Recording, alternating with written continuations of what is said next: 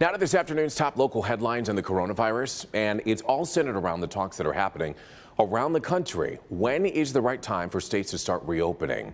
Well, this morning on Good Morning America, Governor Whitmer said that she hopes to relax some stay-at-home measures come May 1st, but it does depend on our ability to test more people for the virus.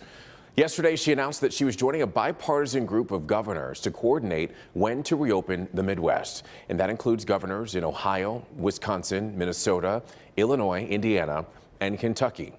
As of yesterday, the state had more than 28,000 cases and more than 1,900 deaths. Business editor Rob Maloney joins us now live with more on the reopening decision.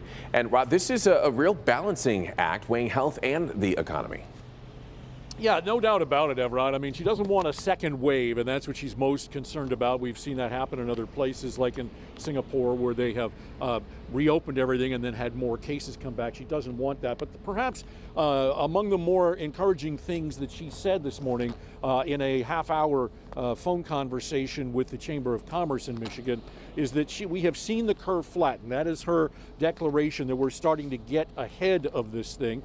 And like you said, she said we need more testing, but she's seeing hopeful signs, and that gives her reason to believe that starting on May 1st, we can actually get somewhere and have some sort of ramp up. But we need to be real clear about this. She's not talking about flipping a switch and Michigan's economy just coming right back. So let's hear what she said to the Chamber of Commerce about how she intends to open up the state. I am hopeful that come May 1, we will make some steps forward. And as we proceed, if that goes well and we continue to see progress, that we then go into a second phase. I think what you saw from the president yesterday was a guidebook to states. And it was talking about phases, recognizing that you can't just do it all overnight.